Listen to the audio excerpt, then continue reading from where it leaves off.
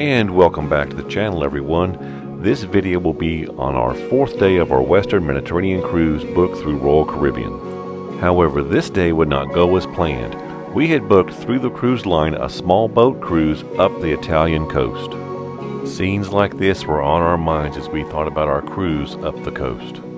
Upon returning to our cabin the night before, we received word from Royal Caribbean that our excursion had been canceled. We decided to not book another excursion, but just to freelance our own way down to Pisa, Italy. Cruise ship terminal is actually in Carrara, Italy. From there, the excursions take most of the tourists into Florence and some down to Pisa. When we exited the cruise ship terminal, we could not find any taxis, so we simply walked the 2.7 kilometers to the train station.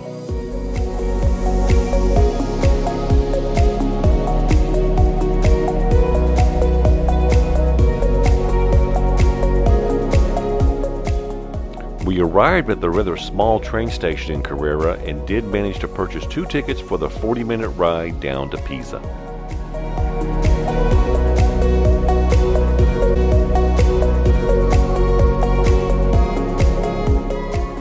I have to admit, as an American, this poster in Pisa for the Young Communist Party did catch my eye.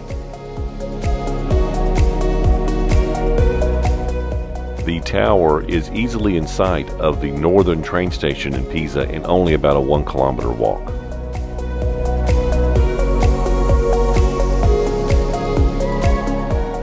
Just outside the walls of the plaza is this tent city full of tourist trap goodies and souvenirs. It kind of reminded me of walking through a port in Mexico. Once you pass through the gate, the Baptistry, the Cathedral, and of course the tower are in view. Upon entering the plaza, the first building you see is this round building, which is the Pisa Baptistry. Construction began in the year 1152, but was not completed until 1363.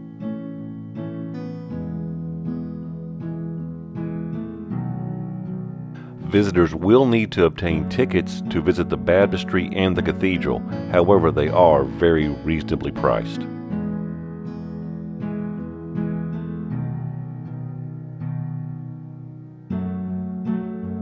Oh, and by the way, the Baptistry also leans slightly, but only 0.6 degrees towards the Cathedral. So my poor camera work is the cause of the lean here, not the actual lean of the Baptistry. The interior of the Baptistry, while not heavily decorated, is still very beautiful.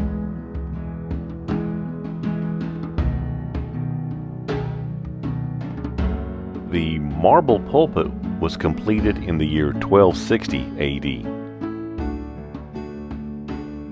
The main dome is almost 55 meters high.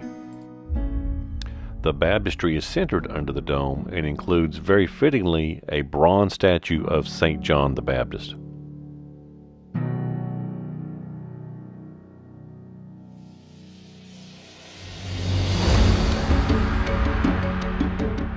Of course, the cathedral was built first. Its construction began in the year 1063 and was completed in the year 1092. The Cathedral of Pisa is approximately 400 years older than St. Peter's in Rome. However, it is about half the size of St. Peter's.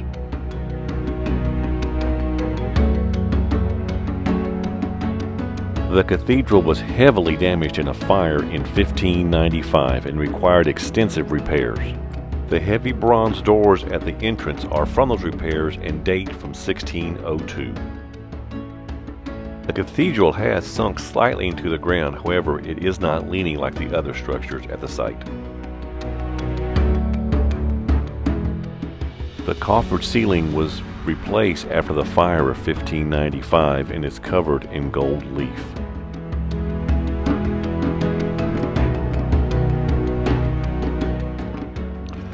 The interior walls of the church are covered in multiple works of art. The pulpit is considered a masterpiece and was carved in the years 1302 to 1310. It survived the fire of 1595 and as part of the restoration was dismantled about the year 1600. The pulpit was not reassembled until the year 1926, and as you can imagine, over those 400 years, some of the pieces were lost.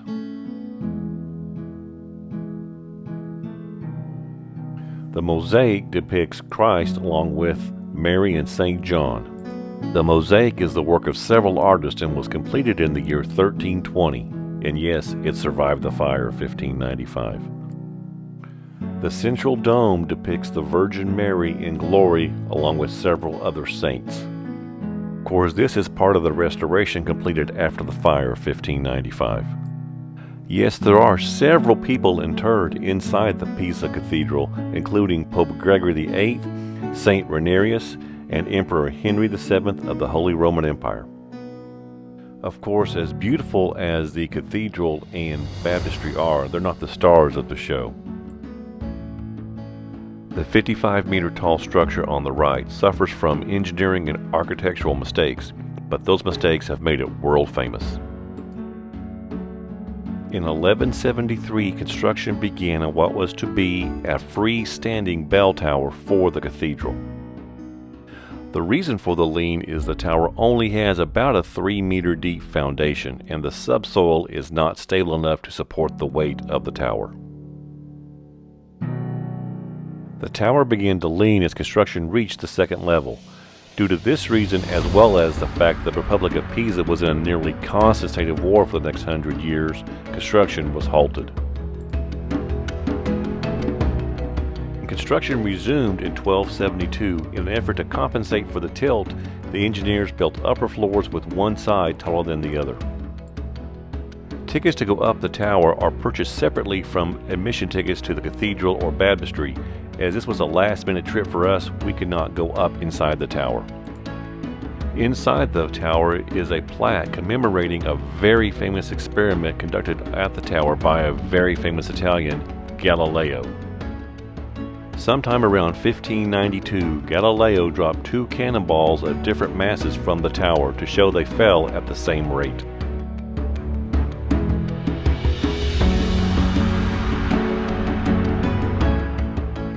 By the 1990s, the lean had reached 5.5 degrees.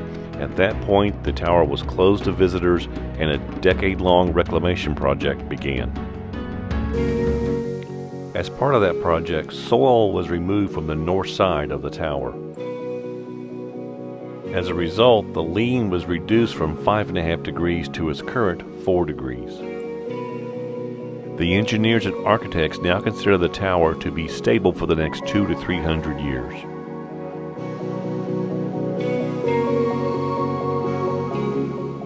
To complete our visit, we had a quick lunch and decided to work our way back to the cruise ship.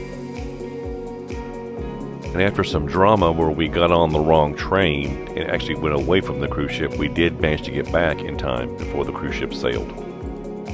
I do want to thank everyone for watching today's video. Please like, share, and subscribe. Be on the lookout for other videos from our Western Mediterranean cruise as well as many other adventures.